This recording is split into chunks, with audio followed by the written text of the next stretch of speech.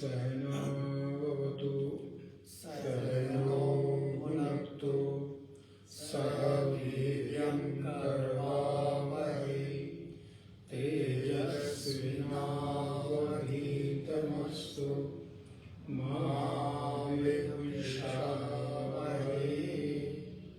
ॐ शान्ति शान्ति शान्तिः।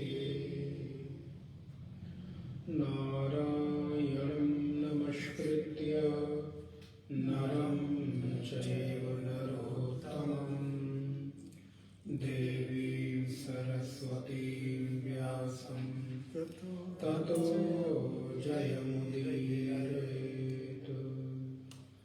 सदाशिवसमारम्भां शङ्कराचार्यमध्यमाम् अस्मदाचार्यपर्यन्तां वन्दे गुरुपरम्पराम्। वागर्थाइव सम्पृक्तौ वागर्थः प्रतिपत्तये जगतः पितरो वन्दे पार्वती परमेश्वरौ। शान्ताकारं भुजगशयनं पद्मनाभं सुरेशं विश्वाधारं गगनसदृशं मेघवर्णं शुभांगं लक्ष्मीकान्तं कमलनयनं योगिभिर्ध्यानगम्यं वन्दे विष्णुं भवभयहरं सर्वलोकैकनाथं। या देवी सर्वभूतेषु स्मृतिरूपेण संस्थिता नमस्तस्यै नमस्तस्यै नमस्तस्यै नमो नमः।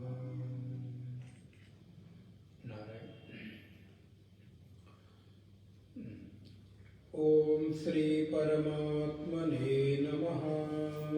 ओम श्री परमात्मने नमः।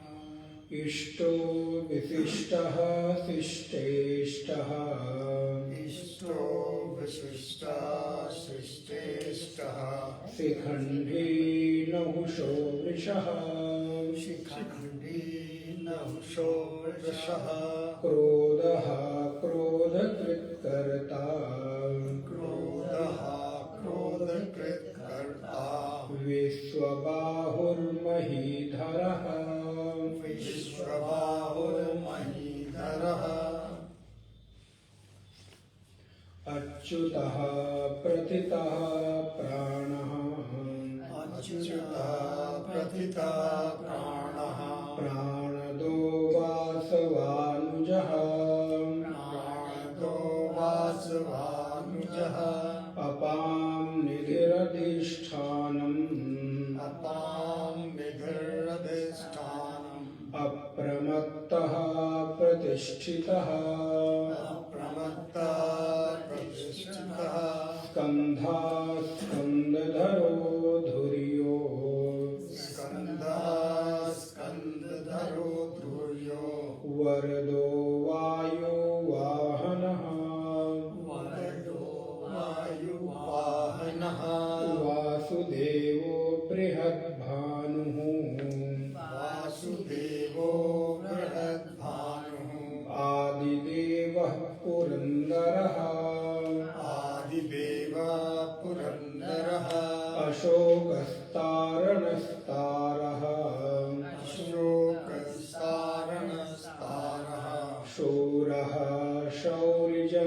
धनेश्वरः शूरशौरिधनेश्वरः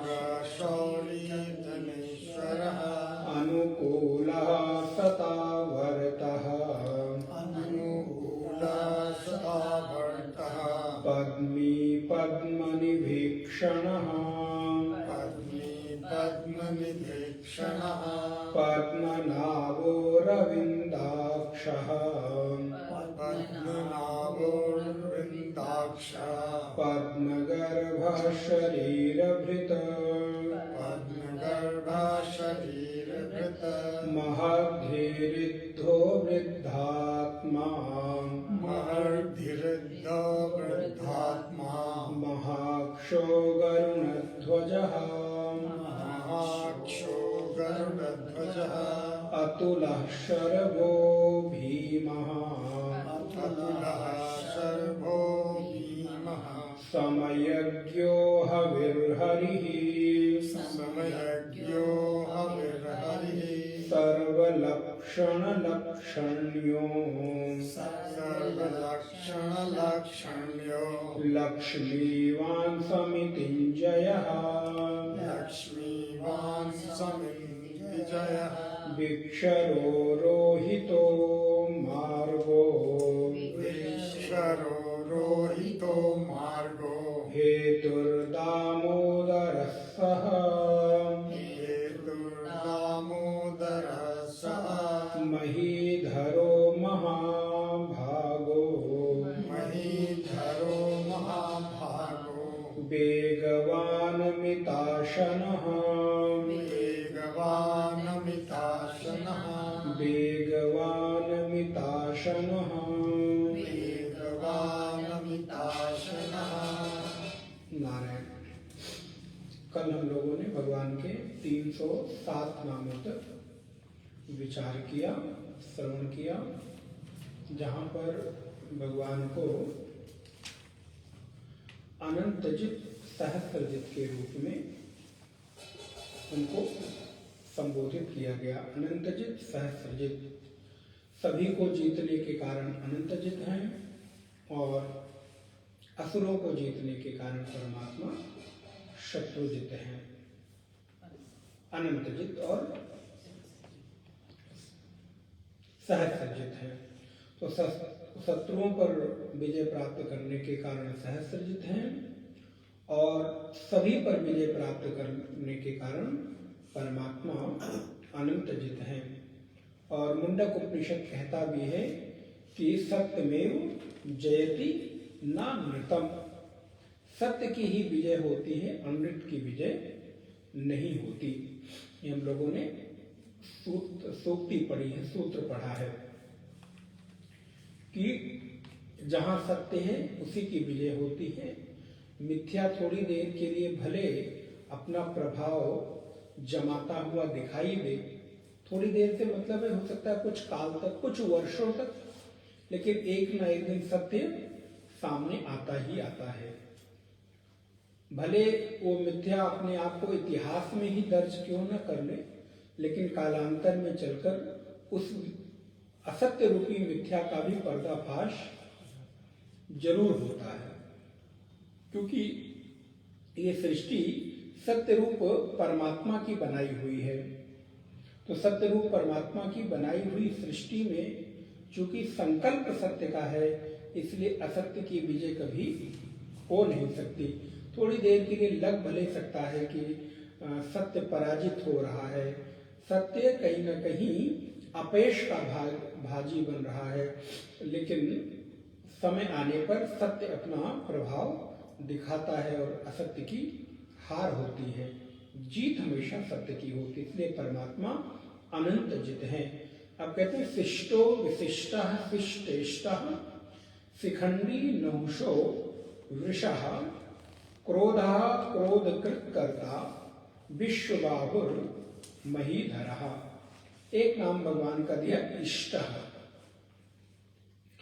परमानंदात्मकत्वेन भगवत्पाद लिखते हैं परमानंदात्मकत्वेन प्रियः इष्टः। परमानंद स्वरूप होने के कारण परमात्मा इष्ट है, अर्थात यज्ञेन पूजिता इति वा इष्टः, यज्ञ में वो पूजित होते हैं इसलिए भी वो इष्ट हैं।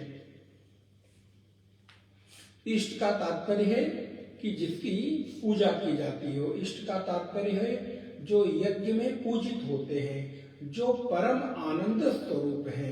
परमानंद रूप होने के कारण परमात्मा को इष्ट नाम यहाँ पर दिया गया। अच्छा, इस शब्द की व्याख्या इस तरह से भी हम लोग कर सकते हैं कि जब हम देखते हैं कि वैदिक यज्ञ किए जाते हैं, आवाहन किया जाता है देवताओं का, तो वहां पर विभिन्न प्रकार से देवताओं की आराधना की जाती है। हर यज्ञ में एक कोई इष्ट देवता होता है। आपने वैसे भी देखा होगा, प्राय पूछते हैं आपके इष्ट कौन है, मतलब आप किसको विशेष प्रकार से पूजते हैं। तो उस यज्ञ में किस देवता की प्रधानता है। देखिए, यज्ञ की विधि तो प्राय पूजा की विधि वही है। 16 पूजा करनी है तो मंत्र तो 16 ही लगेंगे, थोड़ा आगे पीछे ऊपर नीचे करके। बस उस देवता के आवाहन प्रतिष्ठा की प्रक्रिया थोड़ी बदल जाती है, उनके अनुरूप वस्तुएं बदल जाती हैं।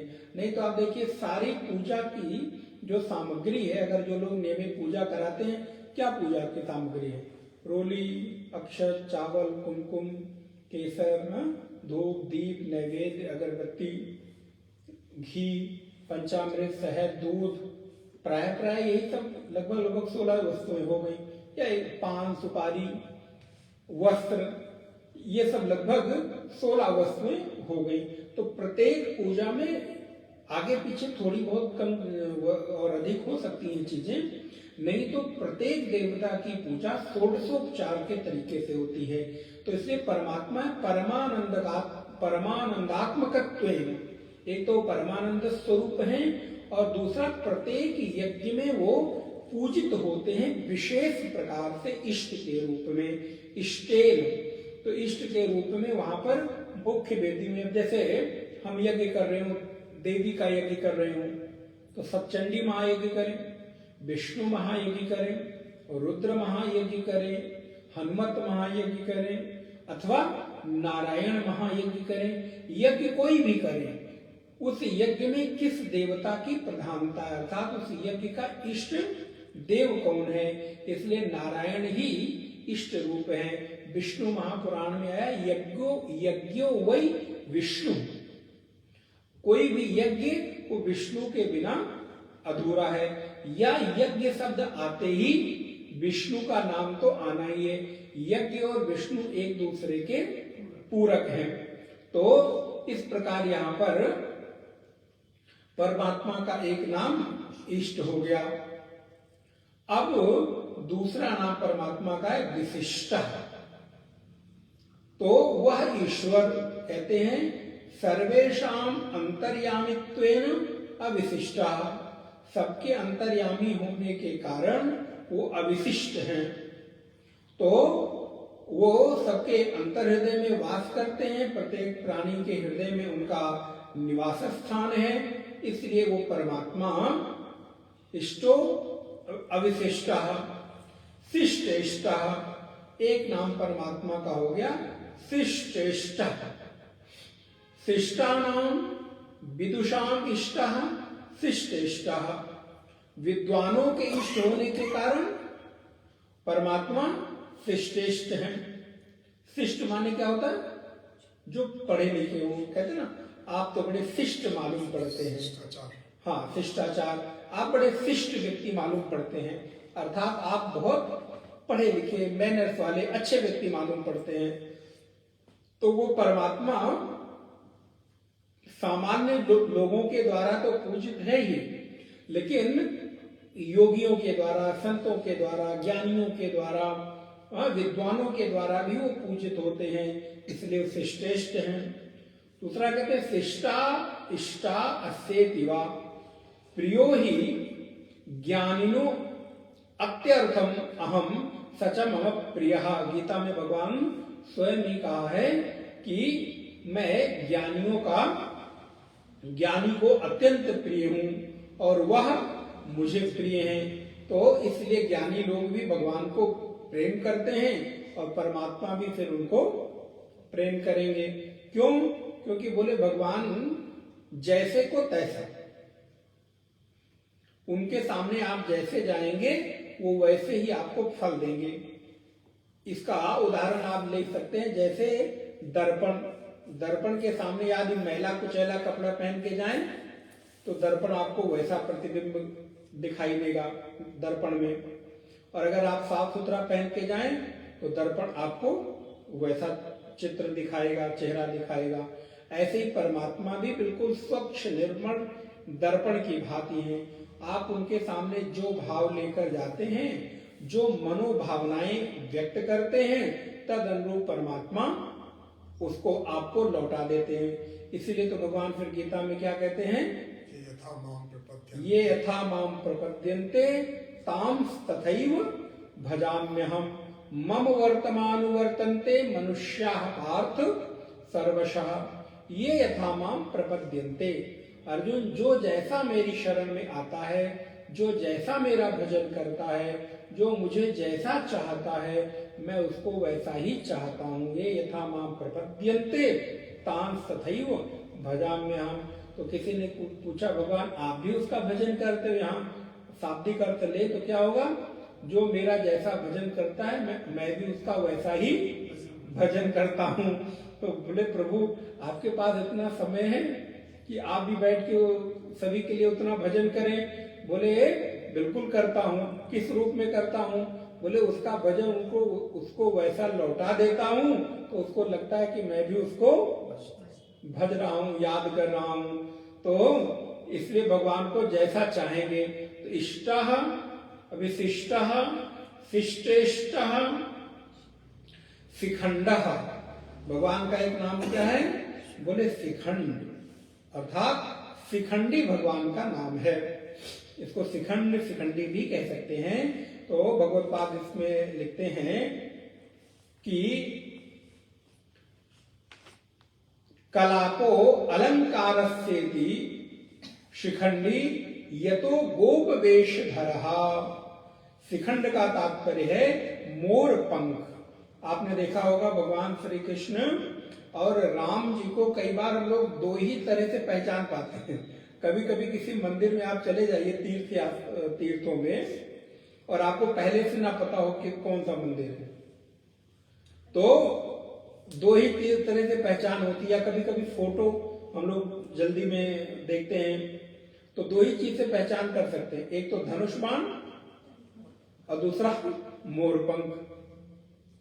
अगर मोरपंख उनके लगा है तो कृष्ण, राम कृष्ण दो एक हैं, राम और कृष्ण दोनों एक हैं, अंतर नहीं निमेश, दोनों में अंतर बिल्कुल नहीं है। बोले फिर अंतर किसका है? बोले अंतर बस केवल एक है कि वो मोरपंख धारण करते हैं और धनुष बाण धारण करते हैं, एक बंशी धारण करते हैं और एक बोले नीलांबुज श्यामल कोमलांगम है और दूसरे कस्तूरी तिलकम ललाट पटले हैं। तो इसलिए दोनों में अंतर नहीं है। तो भगवान श्री कृष्ण का प्रिय मोरपंख है। तो शिखंडी, तो जो मोरपंख को धारण करते हैं वो नारायण श्री कृष्ण परमात्मा का नाम शिखंड है। अच्छा, जो मोरपंख आप देखिए, जिन मोरपंख में आंखें ना, कभी आप लोगों ने पता नहीं ध्यान दिया कि नहीं, मोरपंख में आंखें दिखाई देती हैं। जो मोरपंख का ऊपर वाला हिस्सा होता है उसमें बड़ी बड़ी आंखें बनी होती हैं। तो बोले जो मोरपंख की आंख से सुसज्जित रूप में परमात्मा अपने शीश पर धारण करते हैं, बिना आंख वाला नहीं धारण करते। और मोर की भी कई सारी विशेषताएं हैं। मोर अपने जीवन में जीवन काल में जो नृत्य है वो कब करता है? बोले जब उसके जीवन में ऐसा मौसम बनता है। देखिए हमेशा नृत्य नहीं करता, और जब नृत्य करेगा तो कोई ना कोई अपने शरीर से वो मोर के जो पंख होते हैं उसको भी वो छोड़ देता है। और बड़ी मजेदार, मोर पंख देखिए नीचे से सफेद वाला जो हिस्सा होता है बिल्कुल प्लास्टिक जैसा लगता है, लेकिन फिर भी वो, और एक दो नहीं, मुझे लगता है सैकड़ों की संख्या में, या जो घने वाले बड़े वाले मोर होते हैं उनके पास तो और भी संख्या में होते, बड़ा सुनहरा उनका रूप दिखाई देता, रंग बिरंगा। तो परमात्मा उस मोर पंख को धारण करते हैं। हम लोग कभी पहले गांव में रहते थे, वनों में गए तो मोर पंख बीन कर लेकर आते थे, झाड़ियों में देखे तो वो खेतों में, और माता पिता बताते थे कि अगर कहीं मोर नाच रहा हो तो उधर से चले आना, फिर उसको डिस्टर्ब नहीं करना, पत्थर नहीं फेंकना, बच्चे हैं तो कुछ भी करेंगे, तो उनको उस समय वो नहीं करना चाहिए, मतलब डिस्टर्ब नहीं करना चाहिए, उनको किसी भी तरह से प्रयास ये करें कि उधर से निकल आए। तो मोर पंख धारण करने वाले, और श्री कृष्ण तो मोर पंख धारण ही करते हैं। तो परमात्मा कैसा अलंकार धारण करते हैं? बोले मोर पंख का अलंकार धारण करते हैं। क्यों? बोले गोप वेशधारी। भगवत पाद के भाष्य में क्या लिखते हैं?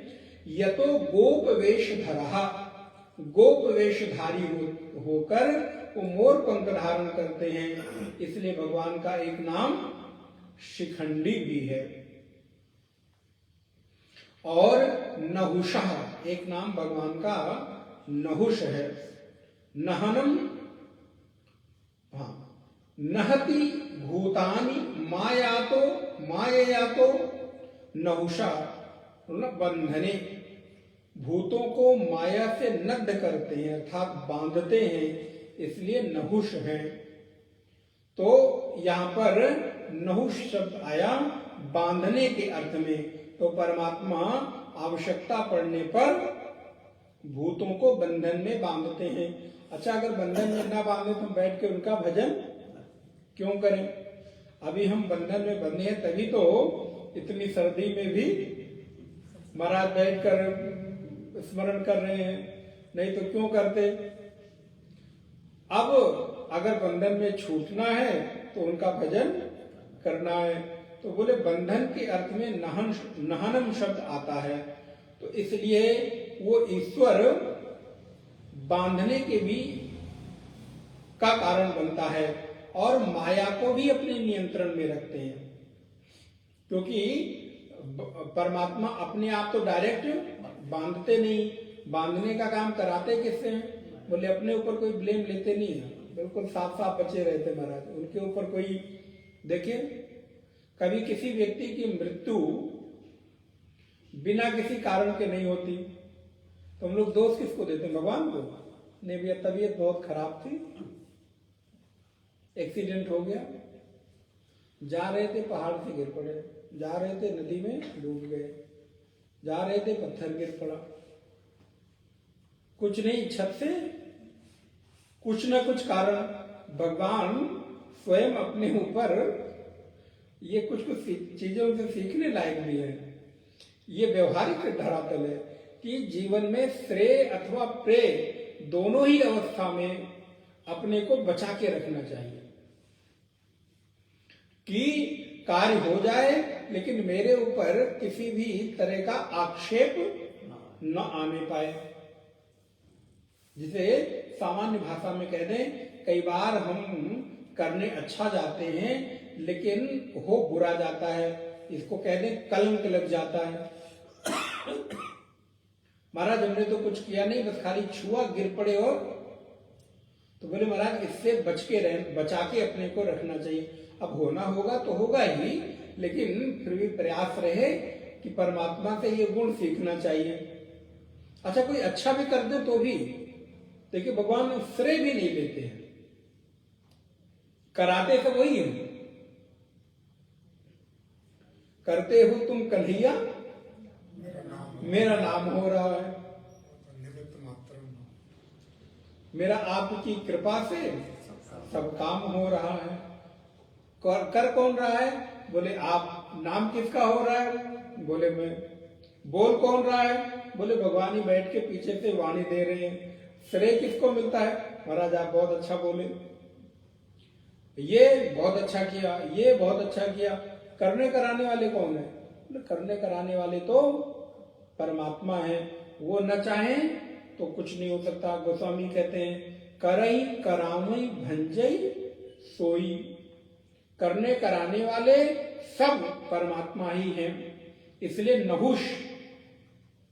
इसलिए यहां पर भगवान का एक नाम नहुषः। तो नारायण यहां पर वृषः, नहुषो वृषः। वृष का अर्थ भी आपने पीछे कई बार श्रवण किया, वृषः वृष्कृत कर्ता, हाँ धर्म के रूप में।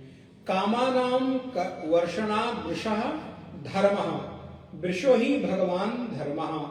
कामनाओं की वर्षा करने के कारण धर्म को वृष कहते हैं। महाभारत में कहा स्मृतो लोके वृषो ही भगवान धर्मः, स्मृतो लोकेषु भारत। कहते हैं हे भारत, लोकों में निघंटु की पदाख्याति के अनुसार भगवान धर्म को वृष कहते हैं, अतः मुझे भी उत्तम वृष ही जान। भगवान कह रहे हैं कि मुझे उत्तम वृष माने उत्तम धर्म वाला समझो, क्योंकि मैं ही लोगों के भीतर धर्म की वर्षा करता हूं, इसलिए यहां पर भगवान को वृष कहा गया। अब एक नाम भगवान का आया नहुषो वृषः क्रोधा। महाराज ये वाला नाम बड़ा अच्छा है, ये वाला पकड़ लेना चाहिए। बोले ये क्या है? बोले साधु नाम क्रोधाम हंतीति क्रोधः। साधुओं का क्रोध नष्ट कर देते इसलिए क्रोधा है। ध्यान रखिए, भगवत पाद में क्या लिखा? गृहस्था नाम नहीं लिखा है। हाँ क्या लिखा? बोले साधु नाम।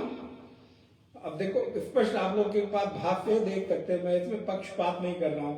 हमारे आचार्य ने लिखा तो हमको कहना ही पड़ेगा, और क्या करें, हम लोगों के साथ थोड़ी पक्षपात तो करनी पड़ेगी। तो साधु नाम क्रोधम हंतीति क्रोधः। साधुओं का क्रोध हनन करने के कारण, नष्ट कर देने के कारण भगवान कौन है? बोले क्रोधः है। तो अब आप लोगों को अगर अपना क्रोध हनन कराना है तो क्या होना पड़ेगा? बोले साधु होना पड़ेगा। बोले महाराज ठंड में साधु होना पड़ेगा? बोले तभी तो सुनने के लिए वहां जाना पड़ेगा, सुनाने। अब हमको तो थोड़ा आपके घर घर जाके सुनाना है, अब साधु हैं, आपको सुनना है तो आपको आना पड़ता है, भले इतनी ठंड हो। तो उससे क्या होगा? बोले भगवान फिर आपके क्रोध का, सच में साधुओं को बड़ा अपने क्रोध पर नियंत्रण ना रखें तो गड़बड़ हो जाए। महाराज आप ही क्रोध करते हैं, आप उनको क्रोध करने का अधिकार थोड़ा आप ही को मिला है, खाली क्रोध करने का अधिकार।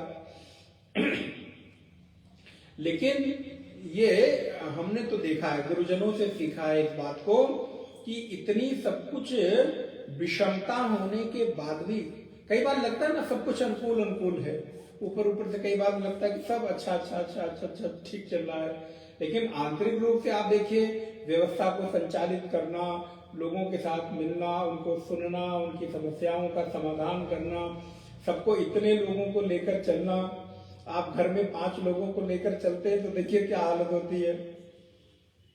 एक ही परिवार में एक ही रक्त संबंधी, और यहाँ पर बोले यहाँ पर कोई संबंधी भी नहीं है, सब दूर दूर के, अलग जाति के लोग, अलग परंपरा के लोग, अलग अलग स्वभाव संस्कार के लोग, और सबको एक साथ लेकर चलना, फिर उन्हीं के साथ व्यवस्था भी उनसे कराना, उनकी सेवा भी लेना। भाई कार्य कौन करता है? बोले सब वही लोग करेंगे, सेवा भी कराना है, उनको सुनना भी है, और उसके बाद उनको लेकर चलना।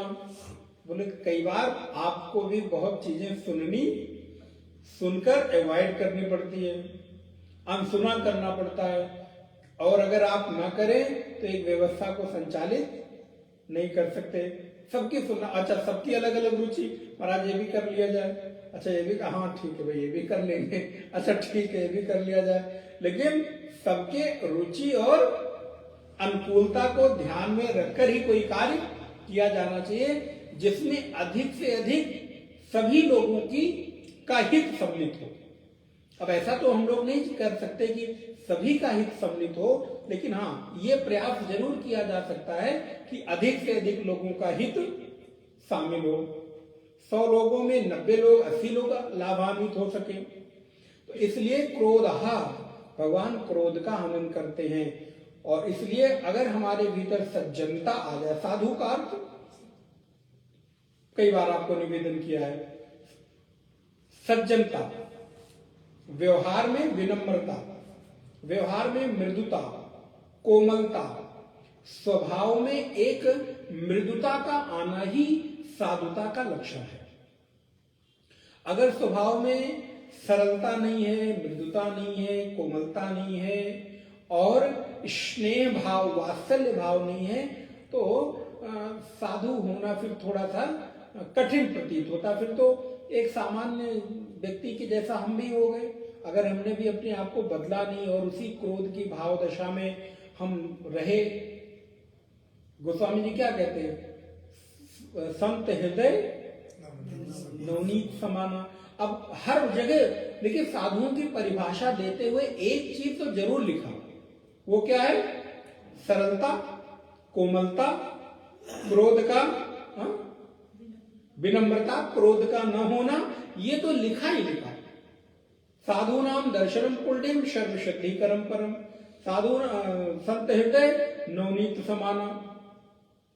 उनका हृदय कैसा हो, तो बोले महाराज बिल्कुल नवनीत के जैसा हो, पिघला हुआ हो, थोड़ी सी आंच आए और हृदय पिघल जाए। जैसे मक्खन आप थोड़ी देर के लिए फ्रिज से निकाल के रखो, हमारा टिकिया रखी इतनी बड़ी, गल के वो हो गई पानी पानी। वैसे बोले संत भी अपने दुख से उतना द्रवित नहीं होते, पर दुख द्रवही सुपुनीत, संत सुपुनीता। एक पंक्ति ऐसी भी है, जो निज ताप द्रवई, निज ताप द्रवई परताप द्रवई संत पुनीता, संत पुनीता, सुपुनीता। जो दूसरे के ताप से द्रवित हो जाए, तप जाए, जिनके हृदय में दूसरे को दुख को देखकर ये अनुमान और प्रार्थना, इस बात का अनुमान लगा ले दूसरे के हृदय को देखकर कि ये व्यक्ति दुखी है, और ऐसा अनुमान होते ही भगवान से कह उठे, प्रभु इसके दुख को दूर करिए।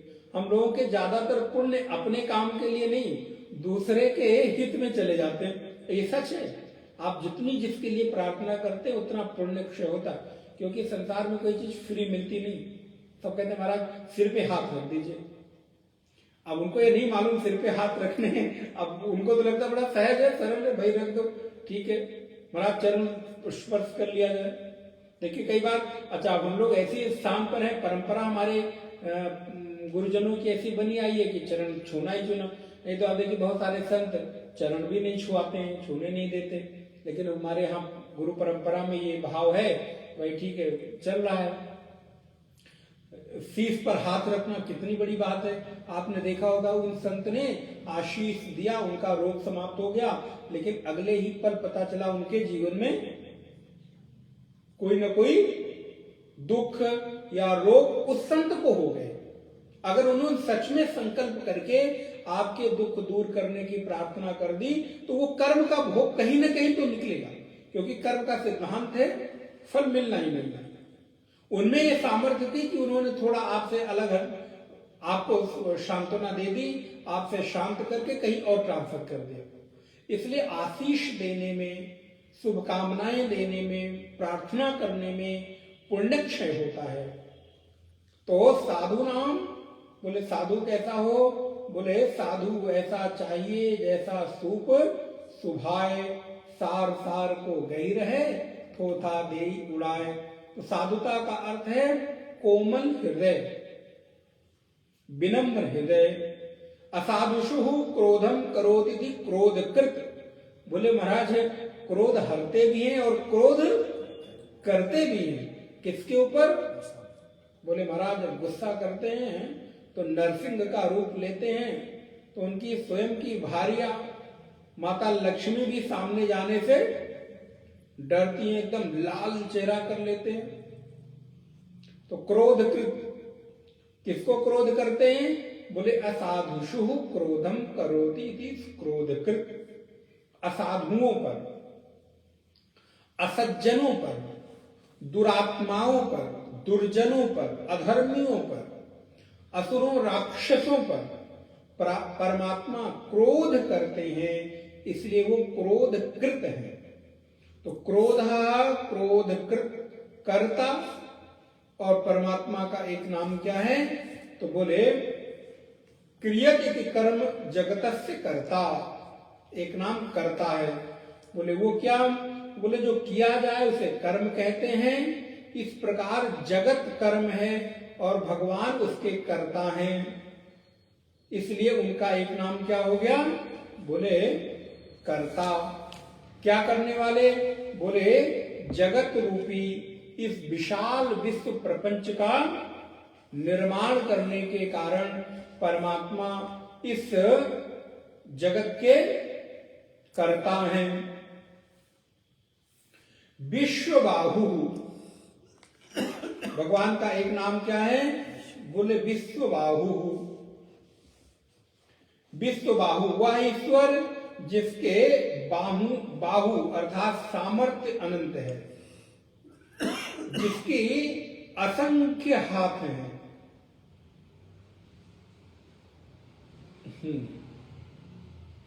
यो वै बालकाः एतेषां पुरुषाणां कर्ता यस् वै तत्कर्म स वेदितव्यः। क्रोधकृतां दैत्यादीनां कर्ता क्षेदका इत्येकं वा नाम। विश्वे सा आलम्बनत्वेन विश्वे बाहवो अस्येति विश्वतो बाहवो अस्येति वा विश्वबाहु विश्वतो मुखः विश्वतो बाहु। तो इति श्रुतेः, परमात्मा का जो विशाल बाहुएं हैं, विशाल सामर्थ्य है, इसलिए उनका एक नाम हो गया विश्वबाहु। महीधरः, महीम माने पृथ्वी, पूजाम धरणीम वा धारिति महीधरः। मही पूजा या पृथ्वी को धारण करते हैं, इसलिए महीधर है। मही के दो अर्थ होते हैं, एक मही का अर्थ है पृथ्वी और एक मही का अर्थ है पूजा। तो पृथ्वी को भी धारण करते हैं और पूजा को भी स्वीकार करते हैं, पूजा को भी धारण करते हैं, हमारे द्वारा दी जाने वाली सामग्रियों को धारण करते हैं। तो इसलिए शेष नाग के रूप में पृथ्वी को आपने ही धारण कर रखा है, इसलिए परमात्मा महीधर है। कितना सुंदर नाम है। तो इष्टो विशिष्टा शिष्टेष्टः शिखंडी नहुषो वृषः क्रोधः क्रोधकृत्कर्ता विश्वबाहुर्महीधरः अच्युतः प्रथितः प्राणः प्राणदो वासवानुजः अपां निधिरधिष्ठानम् अप्रमत्तः प्रतिष्ठितः। अब परमात्मा का एक नाम है अच्युत। अच्युत बोले जो कभी च्युत ना हो, जिसका कभी किसी परिस्थिति में सद्भाव विकार रहितत्वात् अच्युतः शाश्वतम स्योम अच्युतम इति श्रुतेः। जो सद्भाव विकार से रहित है। सद विकार कौन कौन से हैं?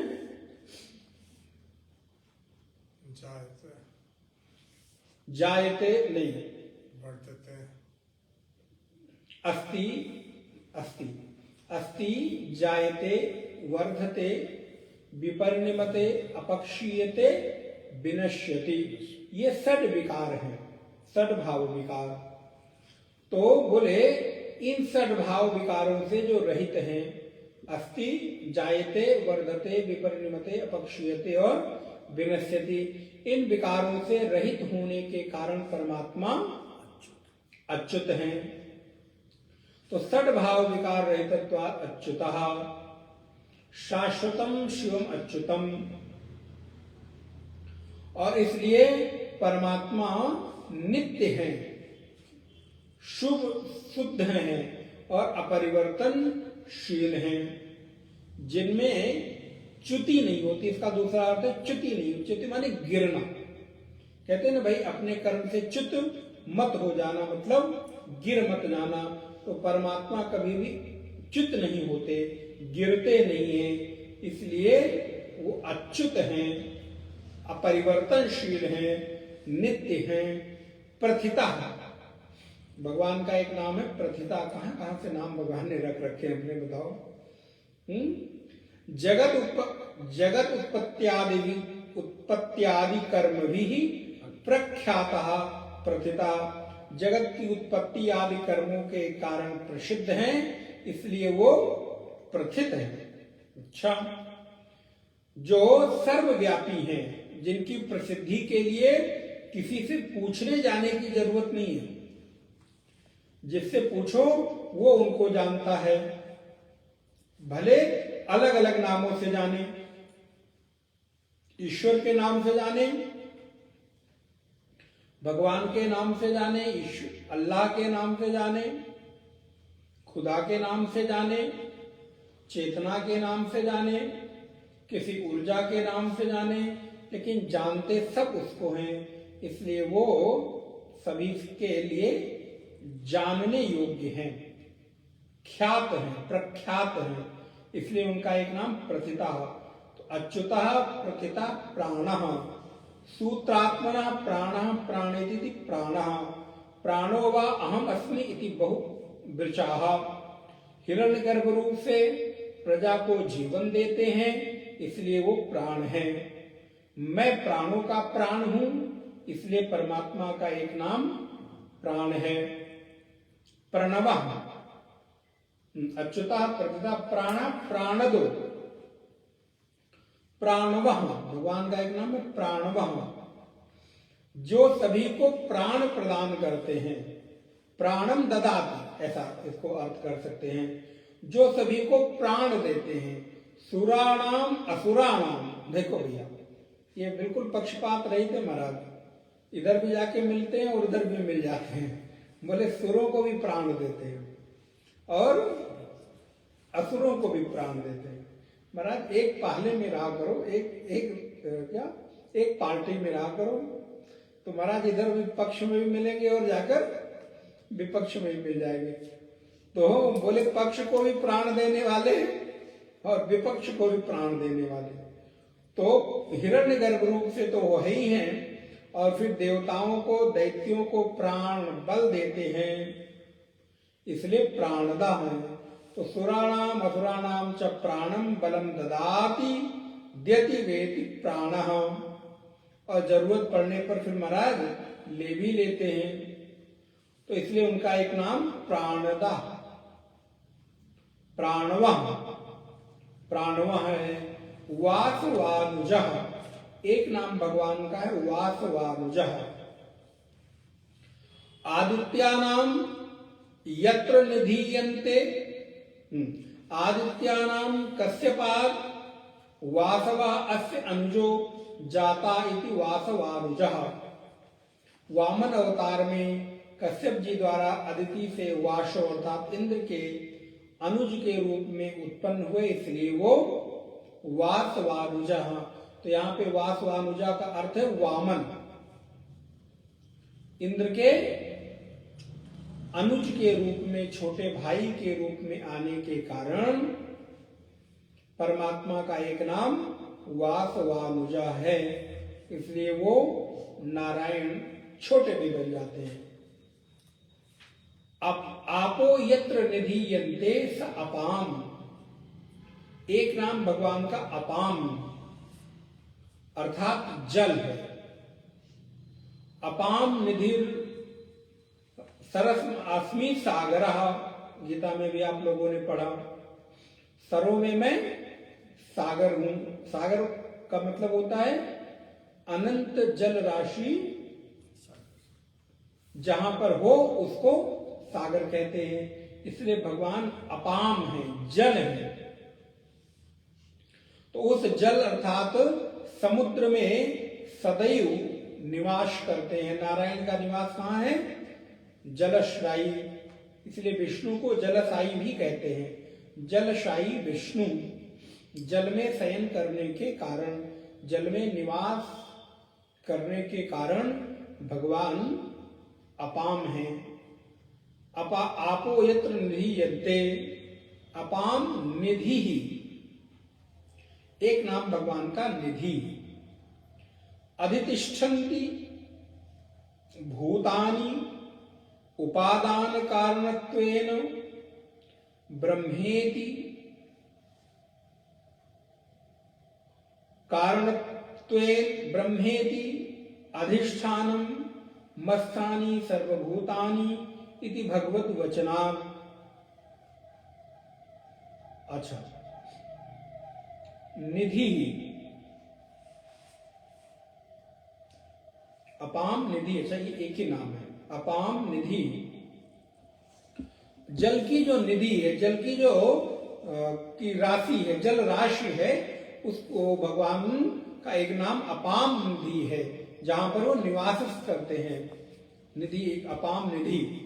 क्या निधि एक नाम पहले आ चुका है संभवतः, तो यहां पर एक नाम भगवान का हो गया अपाम निधि। जल की निधि अर्थात जल राशि, समुद्र जहां पर है उसको भगवान का नाम, नारायण को अपाम निधि कहा। अब कहते हैं भगवान का एक नाम है अधिष्ठानम। अधितिष्ठन्ति भूतानि उपादान कारणत्वेन ब्रह्मेति अधिष्ठानम मस्तानि सर्वभूतानि। उपादान कारण रूप से सब भूत ब्रह्म में स्थित हैं, इसलिए भगवान का एक नाम अधिष्ठान हो गया। अप्रमत्तः, वह ईश्वर जिसमें कभी कोई प्रमाद नहीं होता। अधिकारिभ्यः कर्मानुरूपम फलम प्रयच्छन्न प्रमाद्यति प्रमत्तः। अधिकारियों को उनके कर्मों के अनुसार फल देने में कभी चूक नहीं करते, प्रमाद नहीं करते, इसलिए वो अप्रमत्त हैं। उनमें कभी किसी काम को करने के लिए प्रमाद नहीं आता, चूकते नहीं, भूलते नहीं, टालते नहीं।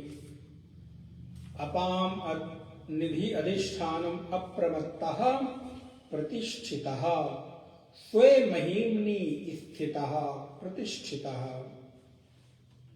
जो अपनी महिमा में स्वयं प्रतिष्ठित हों, स्थित हों, इसलिए वो प्रतिष्ठित हैं।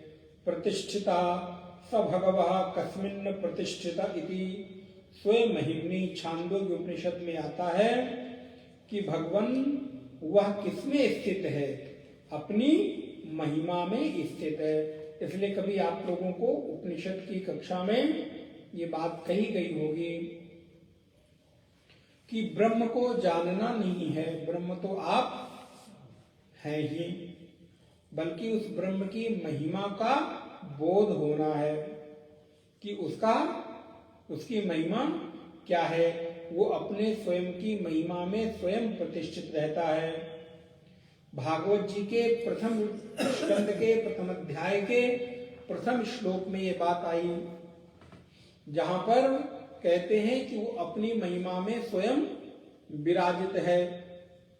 और वहां पर तेने ब्रह्म हृदय आदि कवे मुह्यन्ति यत् सूरयः तेजो वारिमृदाम यथा विनिमयो यत्र त्रिशर्गो मृषा धाम्ना स्वेन सदा निरस्तकुहकं सत्यं परम धीमहि। धर्मः प्रोज्झितकैतवोऽत्र परमो निर्मत्सराणां सतां वेद्यं वास्तवमस्तु शिवदं तापत्रयोन्मूलनम्। सद्यो हृद्यवरुध्यतेऽत्र कृतिभिः शुश्रूषिभिस्तत्क्षणात्।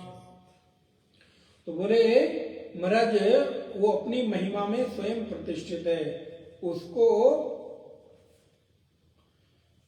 अपनी महिमा को जनाने के लिए किसी अन्य की जरूरत नहीं पड़ती, अपितु उसको जानकर लोगों की महिमा बढ़ जाती है। ये ऐसा नहीं है कि भगवान को जनाने के लिए किसी दूसरे की जरूरत है कि तुम मेरी महिमा का गान करो, बल्कि उनका जो गान करते हैं उनकी महिमा बढ़ जाती है। ये इसका स्वयं महिमनी प्रतिष्ठिता। महिमा, असल में महिमा कहते इसी की, हम जन सामान्य के लिए भी कहते हैं कि भैया उनकी बड़ी महिमा है, ऐसा कहते हैं ना, किसी किसी अर्थ में, पैसे के अर्थ में, पद के अर्थ में, धन के अर्थ में। लेकिन महिमा का अर्थ तो देखिए स्पष्ट अभी हो रहा है कि जिसको अपनी महिमा के लिए किसी दूसरे की नहीं, बल्कि उसका स्मरण करके जिसकी महिमा बढ़ जाए, इसको असली महिमा कहते हैं। जैसे भगवान का स्मरण करके, उनका गान करके हम जैसे अज्ञानी, सामान्य, अति सामान्य से जीव भी अपनी महिमा की व्याख्या करने लग जाते हैं।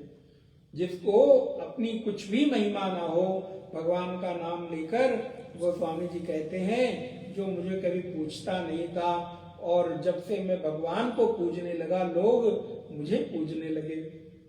तो क्या मुझे पूज रहे हैं? बोले नहीं नहीं भैया, इसमें कोई खासियत नहीं है।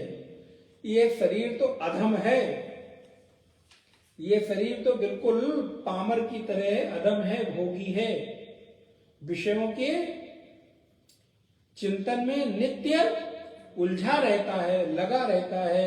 ये तो बस उसकी कृपा है कि उसके नाम को धारण करने के कारण, उसके नाम के साथ नहीं, अपने नाम के साथ उसका नाम जोड़ देने के कारण इस अधम जीव की भी महिमा हो गई है। इसलिए कोई शरीर को महिमावान न समझे, बल्कि शरीर में के साथ जुड़े हुए परमात्मा के नाम को महिमावान समझे। गोस्वामी जी तो यही कहते हैं कि नित्य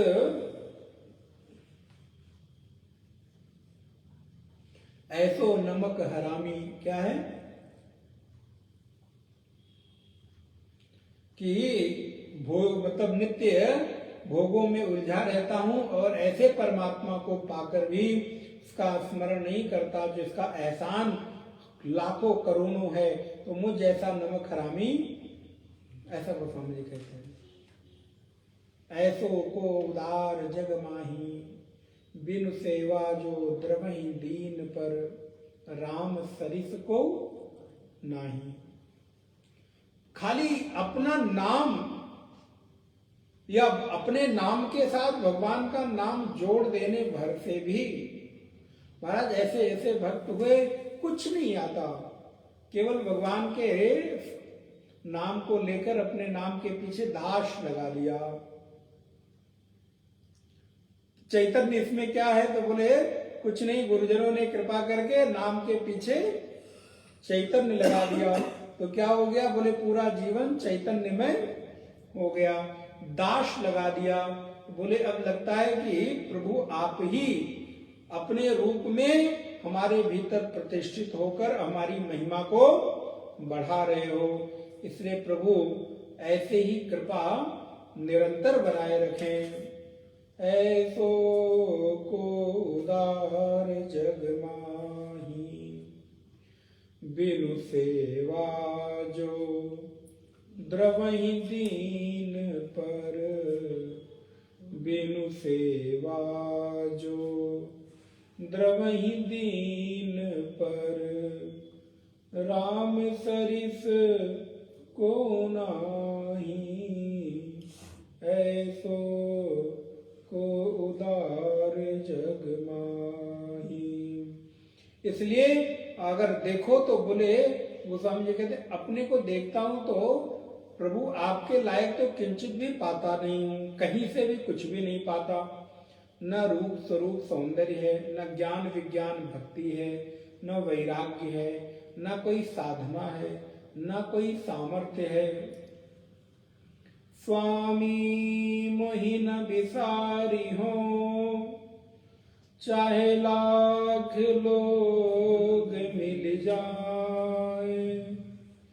स्वामी मोहि न बिसारी हो, चाहे लाख लोग मिल जाए, हम सम तुमको बहुत हैं, तुम सम हमको नाय।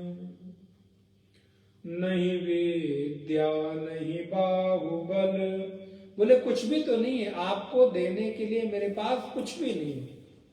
और स्वामी मोहि न बिसारी हूं, चाहे लाख लोग मिल जाएं, लाखों लाख करोड़ों लोग भी आपको मिल जाएं, तो भी प्रभु आप मुझे मत विसारना, मत भुलाना। क्यों? मेरे लिए तो केवल एक आप ही हो, लेकिन आपके लिए मेरे जैसे लाखों करोड़ों अरबों लोग हैं। स्वामी मोहि न बिसारी हो, चाहे लाख लोग मिल जाएं, हम सब तुम सब हमको कोई नहीं है, हम सब तुमको बहुत हैं, तुम सब हमको नाय। तुम्हारे लिए, तुम्हारे जैसा हमारे लिए कोई भी नहीं है। क्यों? बोले नहीं विद्या नहीं बाहुबल, नहीं खर्चन को दाम, मोते पतित अपंग को तुम पति राखो राम। न विद्या है, नहीं विद्या, नहीं बाहुबल, बाहुबल भी नहीं है, नहीं विद्या नहीं बाहुबल, और न आपके लिए खर्चने को दाम ही है। भाई आप तो महाराजा धीराजपति हो, तो जो जैसा हो उसको वैसा देना चाहिए। तो आप जैसे राजा के लिए मेरे पास तो कुछ उपहार भी प्रस्तुत करने को नहीं है। अब राजा के सामने जाएं, पता चले 5 पैसे लेकर जाएं, तो इससे अच्छा ना ही लेके जाओ, क्योंकि प्रभु आप तो महाराज हो और मैं तो कुछ भी देने के लायक नहीं हूं। तो नहीं विद्या नहीं बाहुबल और नहीं खर्चन को दाम, इसलिए प्रभु मोते पतित। देखिए भक्त लोग अपने को कहां ले जाकर खड़ा करते हैं। गोस्वामी जी मोते पतित, मुझसे ज्यादा पतित तो कोई है ही नहीं। मैंने सुनी पतित पावन तिहारो नाम। मैं तो पतित हूं, लेकिन तुम्हारा नाम तो क्या है? पतित पावन। तो आप जरा अपने नाम की लाज रखना, मेरी तो कोई लाज है ही नहीं, हम तो हैं ही जैसे के तैसे। लेकिन आप तो पतित पावन हो, तो आप मुझ जैसे पतितों को आपकी जब किनारे आऊं, आपके ठाव आऊं, तो पार कर देना। जैसे निषाद कहते हैं, तो मेरे किनारे आए हो राम जी, तो अभी नदी में पार करा रहा हूं, लेकिन आज नहीं तो कल मैं आपके यहां आऊंगा तो बैतरणी आप पार, भाव से पार आप कराना, इस नदी से पार मैं कब पार करा रहा हूं। देखो मैं भी नाविक, तुम भी नाविक, बस अंतर इतना है कि आज तुम मेरे किनारे आए हो और कल मैं तुम्हारे किनारे आऊंगा। तो अब कुछ चाहिए नहीं बदले में, उधार रहा। मैं यहां पार, देखो कितना बढ़िया मजेदार सौदा कर रहा है, मैं यहां पार उतार दे रहा हूं और तुम पार उतारोगे तो फिर कभी हमको पार उतरने के लिए किसी के सामने गुजारिश नहीं करनी पड़ेगी, क्योंकि आपने एक बार उतार दिया तो फिर भाव में अटकना पड़ेगा ही नहीं। इसलिए प्रभु आप तो महाराजा धीराज, मुझे देने के लिए क्या है? कुछ भी नहीं। मोते पतित अपंग को, अपंग हूं, मेरे पास कुछ भी नहीं। मोते पतित अपंग को तुम पति राखो राम। इसलिए प्रभु आप कैसे हो? बोले आपकी प्रतिष्ठा है। स्कंधा स्कंद धरो धुर्यो वरदो वायु वाहन वासुदेवो बृहद्भानु आदिदेव पुरंदर। भगवान का एक नाम स्कंद है। स्कंध अमृत रूपेण गक्षति वायु रूपेण शोषेत इति वह स्कंधः। स्कंदन करते हैं। स्कंदयति अमृत रूपेण, आप स्कंदन करते हैं, अमृत रूप से बहते हैं धीरे धीरे अमृत रूप से। और सच में नाम रूपी अमृत से बह रहे हैं ना प्रभु, आप अमृत रूप से बहते हैं, वायु रूप से सुखाते हैं, इसलिए आप कौन हैं? बोले आप स्कंद हैं। स्कंदः, स्कंदः, फिर भगवान का एक नाम क्या आया? बोले स्कंदधरः, दोनों नाम। तो स्कंदधरः, स्कंदम धर्मपथम धारेति स्कंदधरः, पूरे धर्म मार्ग को धारण करते हैं, इसलिए आप स्कंदधर हैं, जो लुप्त होते धर्म को आश्रय देते हैं।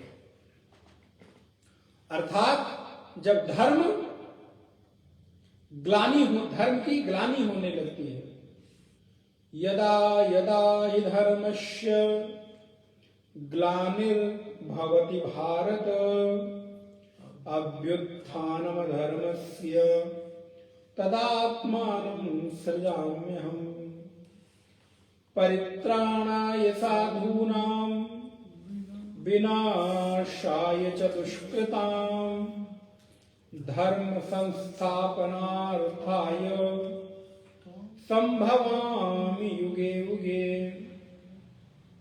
जब जब होई धर्म के हानि, बाढ़ई असुर अधम अभिमानी, तब तब प्रभु धरि विविध शरीरा, हरहि कृपा निधि सज्जन पीरा।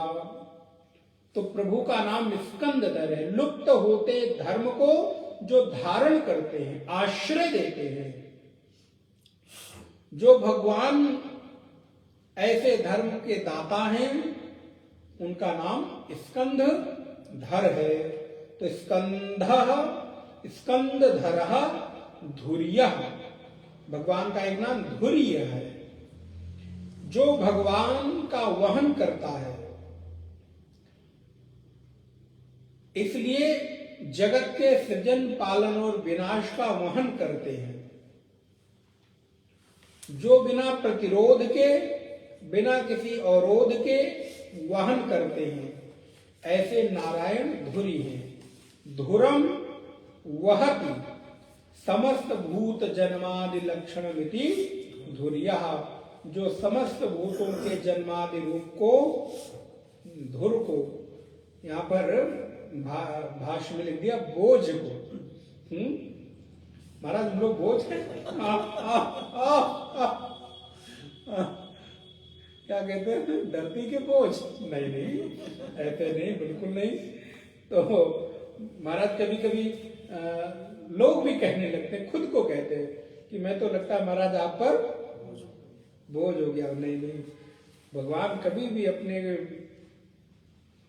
को ये वहन करते हैं, वो हमारे भार का वहन करते हैं, लेकिन भार का वहन बोझ समझकर नहीं करते। देखिए, भार का वहन करना दो तरीके से हो सकता है, एक तो प्रेम से हो सकता है, दूसरा बोझ समझ के हो सकता है। तो प्रभु जो हमारा वहन कर रहे हैं, हमारे भार का, वो बोझ समझ कर नहीं है, प्यार से, स्नेह से, करुणा से, उदारता से करते हैं। इसलिए जब भगवान हमको बोझ नहीं समझते, तो हम खुद को क्यों समझें? किसी के ऊपर मैं बोझ हूं? नहीं, कोई व्यक्ति हमारा जीवन यापन नहीं कर रहा है। अगर वो माध्यम बन रहा है तो वो कोई एहसान कहना मत, मन में समझते रहना।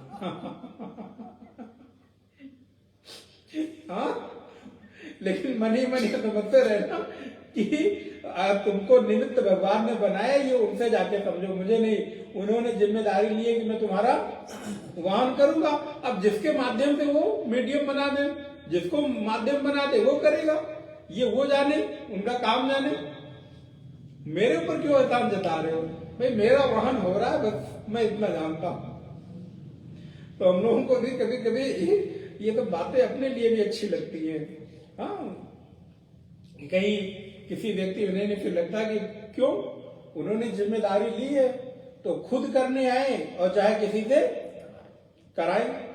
भाई हमको कोई चीज की जरूरत हो तो मैं कहूं सेक्रेटरी साहब को कि भाई आश्रम में इस चीज की कमी है तो चाहे सेक्रेटरी साहब खुद लाके दे और चाहे किसी से खरीद के मंगवा के दान करा के जिससे मर्जी आके लाके दे, ये उनको उनकी जिम्मेदारी है।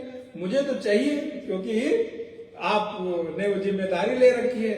तो भाई चाहे आप दो और चाहे किसी से कराओ तो हम सबके सेक्रेटरी भगवान हैं। तो जब कुछ चाहिए तो इधर इशारा कर देना चाहिए। अब भाई चाहे वो खुद ला के दे और चाहे किसी को माध्यम बनाए, चाहे मिशन को माध्यम बनाए, चाहे किसी व्यक्ति को माध्यम बनाए, चाहे किसी आश्रम को माध्यम बनाए, जिसको माध्यम बनाना हो बनाओ, वो आप जानो, आपका काम जाने। तो इसलिए धुर्यो, वाह क्या बात। वरदो, भगवान का एक नाम क्या, वरदा। अभिमत,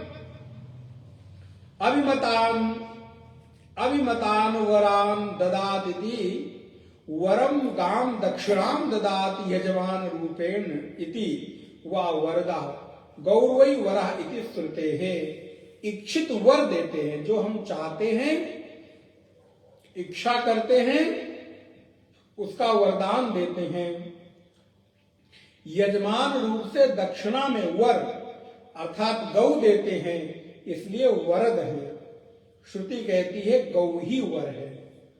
पहले आपने सुना होगा, कई बार हम लोगों ने भी कथा में कही होगी कि यज्ञ हुई तो राजा ने अपने गुरु को दक्षिणा में 1000 गायें दान कर दी। महाराज आप लोग उससे प्रेरणा मत ले लेना, बोले महाराज अब गुरु पूर्णिमा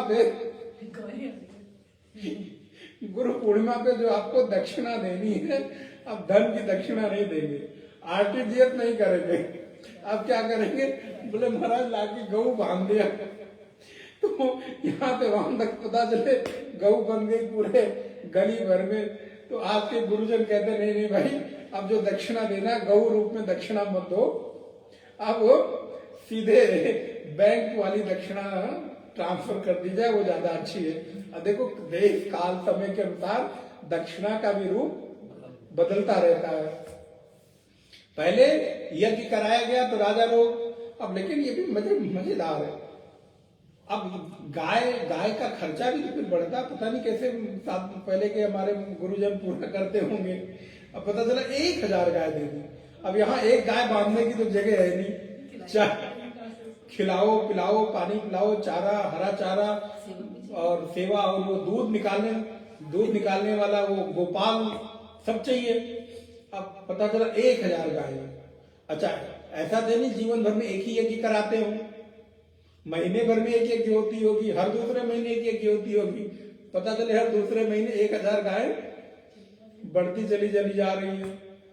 अब 1000 गाय होंगी तो पता है, तो स्वाभाविक है कुछ जो दूध देंगी उन पर ज्यादा ध्यान दिया जाएगा, जो दूध नहीं देंगी उन पर थोड़ा कम ध्यान दिया जाएगा। तो फिर नचिकेता कहेगा ये पुरानी गाय, मतलब जो हट्टी कट्टी गाय है, इनको तो अपने लिए रख ले रहे हो पिताजी, हाँ? और फिर ये जो दुग्ध तृणाः, जो घास भी नहीं खा सकती, पानी भी नहीं पी सकती है, उसको आप दान कर रहे हो। जब इनको दान कर रहे हो तो फिर मुझे किसको दान करोगे? पिताजी को बताता हूँ तुमको, तो मैं किससे दान करूंगा, जाओ मैं तुमको मृत्यु को दान करता हूं। तो बोले महाराज गौ माता का दान पहले दक्षिणा के रूप में मिलता था, इसलिए परमात्मा दक्षिणा में यजमान से गौ दिलवाते हैं। वाह क्या बात है। नहीं कभी अवसर मिलेगा तो हम लोग भी आपसे जरूर गौदान आप लोगों से लेंगे, लेकिन हाँ हाँ बिल्कुल होगी, भक्तों को भी पिलाया जाएगा दूध, फिर घी भी भक्तों को वहीं पर दिया जाएगा। मेहता जी कुछ कहना चाह रहे हैं। गौ तो मतलब सारी अर्थव्यवस्था बिल्कुल, गौ से ही सारी चीजें सारी चलती है। खेती के लिए गाय की बहुत उपयोगिता है। अभी तो कुछ इस तरह की टेक्नोलॉजी आ रही हैं जो गाय के गोबर से पूरी की पूरी खेती हो रही है। तो गाय का गोबर, गाय का गौमूत्र, गौदुग्ध, गौघृत, सारी कुछ चीजें तो गाय की उपयोगी होती थी, स्वास्थ्य के लिए भी और अर्थव्यवस्था की दृष्टि से भी। इसलिए दक्षिणा के रूप में गौ माता मिलती थी। तो परमात्मा क्या है? बोले वरदो वरदः, वो वर को देने वाले हैं, गौओं को देने वाले हैं दक्षिणा के रूप में यजमान से। वायु वाहन, एक नाम भगवान का वायु वाहन है। मरुतः सप्त आवहादीन वहयतीति वायु वाहन। आवह आदि सप्त वायुओं को चलाते हैं, इसलिए भगवान का नाम वायु वाहन है। यहां पर 7 प्रकार की वायु का नाम लिखा है। 7 प्रकार की वायु कौन कौन सी है? बोले आवह, प्रवह, अनुवह, संवह, विवह, परावह, परिवह। ये वायु के 7 भेद हैं। तो अब इसमें भेद भी पूरा विस्तार से लिखा है कि इनमें मेघ और पृथ्वी के बीच में आवा है, मेघ और सूर्य के बीच में प्रवाह है, सूर्य और चंद्र के बीच में अनुवह है, चंद्र और नक्षत्र के बीच में संवह है, नक्षत्र और ग्रह के बीच में विवाह है, और ग्रह और सप्तर्षियों के बीच में परावह है, तथा सप्तर्षियों और ध्रुव के बीच में परिवह रहता है। देखिए ऋषियों की हमारी क्या गणना है कि क्योंकि एक दूसरे से संबंध किससे होता है? वायु से ही होता है। तो मेघ और पृथ्वी के बीच, अर्थात बादलों और पृथ्वी के बीच जो वायु संपर्क कराने का कार्य करती है, या इसको ऐसा कह लिया जाए वर्षा कराने का कार्य करती है, वो कौन है? आवह नामक अग्नि है। फिर मेघ और सूर्य के बीच जो संपर्क कराती है उसका नाम प्रवाह है। और फिर सूर्य और चंद्रमा के बीच अनुहा है, और चंद्रमा और नक्षत्रों के बीच संवह है, नक्षत्र और ग्रहों के बीच विवाह है, ग्रह और सप्तर्षियों के बीच परावह है, और सप्तर्षियों और ध्रुव के बीच परिवह है। तो इस प्रकार की 7 प्रकार की वायु है। इसलिए इनका वहन करने के कारण भगवान का नाम क्या हुआ? बोले भगवान का नाम वायु वाहन हो गया। दूसरा ये भी अर्थ कर सकते हैं कि वायु को वश में करते हैं। चलाते हैं का मतलब है जब आवश्यकता जहां होती है तभी वहां वो वायु चलती है, जितनी जरूरत होती है। आप सोचो अगर पवन देवता को कोई नियंत्रित ना करे तो उड़ा ले जाएगा। थोड़ी देर के लिए विचार करके देखिए, थोड़ी सी आंधी बढ़ती है तो कितना नुकसान, कितने पेड़ पौधे, मकान दुकान गिर पड़ते हैं।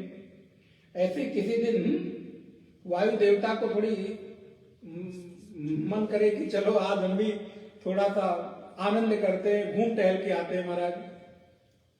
और वायु देवता तो निकले घूमने टहलने के लिए, और यहां क्या हो? बोले महाराज यहां सब तहस नहस हो जाए, इसलिए भगवान उनको नियंत्रित करके रखते हैं। इसलिए वायु के ऊपर नियंत्रण और गति प्रदान करते हैं, उनको नियमित करते हैं और उनको गति कर देते हैं, और उन पर नियंत्रण करते हैं, अनुशासन करते हैं। इसलिए भगवान वायु वाहन। वासुदेव भगवान कृष्ण का नाम ना। तो भगवान का एक नाम क्या है? वासुदेव।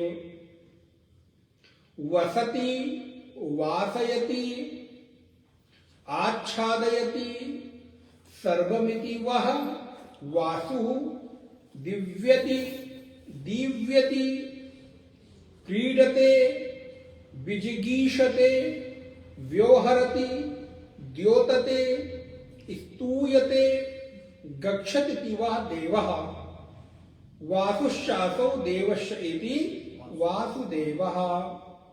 जो बसते हैं, जो सबको बासित करते हैं, आच्छादित करते हैं, वो वासु हैं।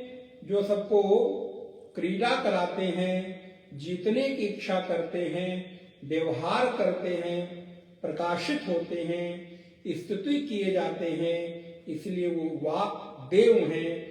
इसलिए उनका नाम क्या हो गया? वासुदेव। तो दो शब्द बनकर वासुदेव बना है।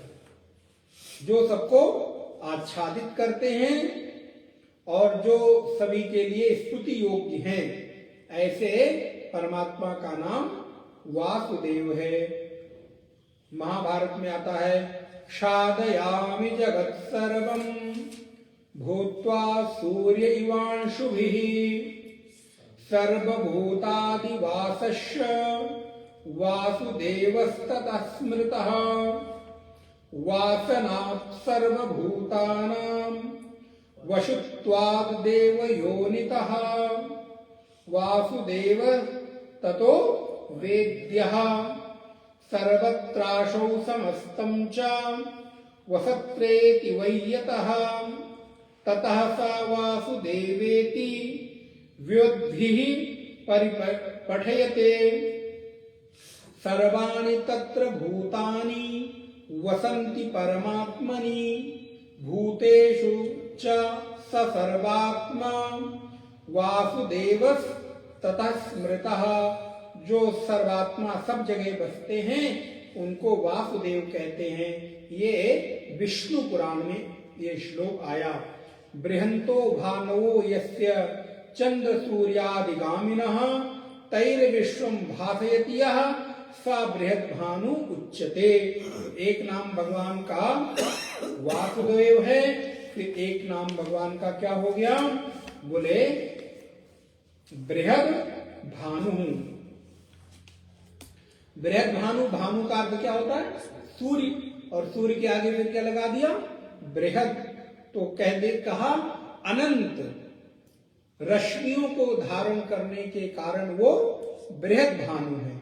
भानु तो सूर्य का, तो सूर्य की रश्मि धारण करते हैं, लेकिन सूर्य जैसे बहुत सारे भानुओं की रश्मियों को धारण करने के कारण भगवान का नाम बृहद भानु है। सूर्य चंद्रमा की रश्मियों को धारण करते हैं, प्रकाशित करते हैं, इसलिए उनका नाम बृहद भानु है। सूर्य चंद्रादिगामिनः तैर्विश्वं भासयति यः। वो सूर्य चंद्रमा की रश्मियों से विश्व को भाषित करते हैं, प्रकाशित करते हैं, इसलिए भगवान नारायण बृहद भानु कहलाते हैं। फिर भगवान का एक नाम आया आदिदेवः।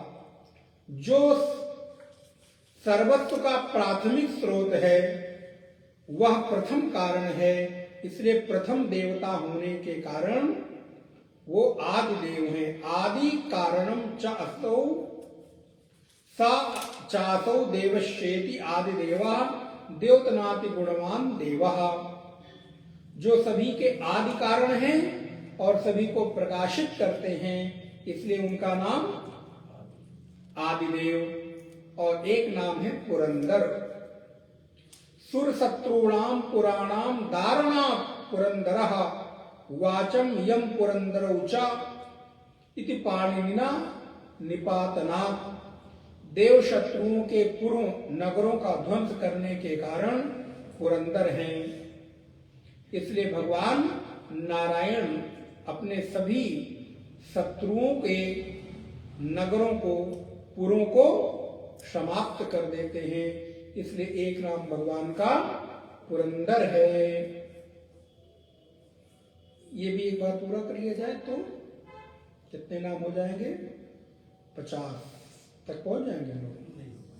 45 335 नहीं 345 हो जाएंगे। 335 हुआ है। तो एक श्लोक और कर लेते हैं। अशोकस्तारणस्तारः शूरः शौर्यजनेश्वरः अनुकूलः सदावर्तः पद्मी पद्मनिवेक्षणः। एक नाम भगवान का बताया अशोक, शोकादिषट उर्मी विवर्जितः अशोकः, जो 6 उर्मियों से रहित हैं, ऐसे भगवान को अशोक कहते हैं,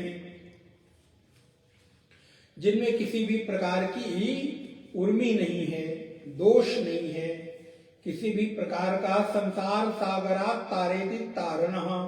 एक नाम भगवान का तारण है, जो संसार सागर से तार देते हैं, इसलिए तारण है।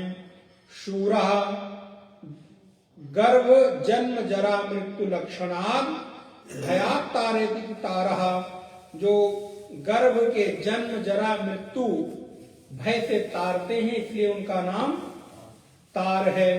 शूरः विक्रमणात् शूरः, विक्रम यानी पुरुषार्थ करने के कारण उनका नाम शूर है। शौरी जने सौरी, भगवान का एक नाम शौरी है। सूरस्य अपत्यम वसुदेवस्य सुतः, वसुदेवस्य सुतः शौरी, शूर की संतान अर्थात वासुदेव के पुत्र होने के कारण शौरी है। जनेश्वरः जनानां जंतूनाम ईश्वरः जनेश्वरः, जीवों के जनों के ईश्वर होने के कारण जनेश्वर हैं। अनुकूलः आत्मत्वेन ही सर्वेषां अनुकूलः, नहि स्वस्मिन् प्रातिकूल्यं स्वयं आचरति, सबके आत्मरूप होने से अनुकूल है, क्योंकि कोई भी अपने आत्मा के प्रतिकूल आचरण नहीं करता, इसलिए परमात्मा अनुकूल है। अब आप वो अद्वैत मकरंद की वो पंक्ति याद करिए इस श्लोक से, इस नाम से कि सभी लोग हमेशा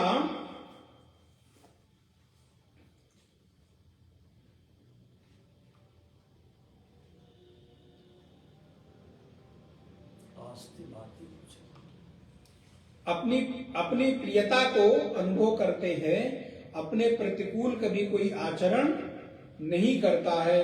तो वेदांत अद्वैत मकरंद में भी इस प्रकार एक श्लोक आया कि सदा व्यक्ति कोई अपने को कभी भी अप्रिय नहीं होता। नाहम कश्चित अप्रिय, ये विस्मृत हो जाता है कभी कभी।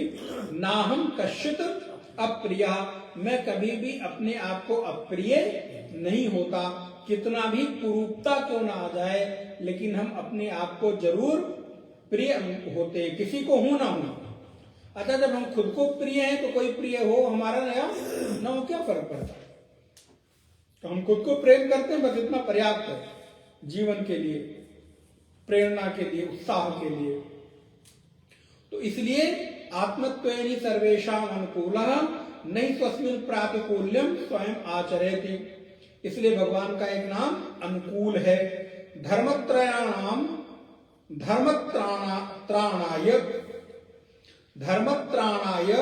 शतम आवर्तनानि प्रादुर्भावः अस्येति सतावर्तः, नाडीशते प्राण रूपेण वर्तत इति वा। भगवान का एक नाम क्या है? शतावर्तः, बोले धर्म रक्षा के लिए भगवान सैकड़ों अवतार लिए हुए हैं, लेते हैं, इसलिए वो शतावर्त हैं। सत आवर्त, आवर्तन माने सैकड़ों बार उनका अवतार होता है, इसलिए शतावर्त है। शूरा शौर्य जनेश्वरा अनुकूला शतावर्तः पद्मी पद्म निवेक्षणः। एक नाम भगवान का है पद्मी, वो ईश्वर जो हाथ में कमल धारण किए हुए हैं। कहते हैं पद्म हस्ते विद्यते पद्मी, जिनके हाथ में पद्म अर्थात कमल है, इसलिए उनका नाम पद्मी है। पद्म निवेक्षणः, पद्म निवेक्षणे दृशावस्थेति पद्म निवेक्षणः, जिनके ईक्षण नेत्र पद्म के समान हैं, इसलिए वो पद्म निवेक्षण है, निवेक्षण। इसलिए परमात्मा का कमल नयन, उनको क्या कहते हैं? कमल नयन, तो जिनकी आंखें कमल के पंखुड़ियों के सदृश हों, इसलिए भगवान का एक नाम पद्म निवेक्षण है। इस प्रकार हम लोग 345 नामों को, है ना, यहां पर देख चुके। श्री कृष्ण गोविंद हरे मुरारे, हे नाथ नारायण वासुदेवा। श्री कृष्ण गोविंद हरे मुरारे, हे नाथ नारायण वासुदेवा। श्री कृष्ण गोविंद हरे मुरारे, हे नाथ नारायण वासुदेवा। श्री कृष्ण गोविंद हरे मुरारे, हे नाथ नारायण वासुदेवा। श्री कृष्ण गोविंद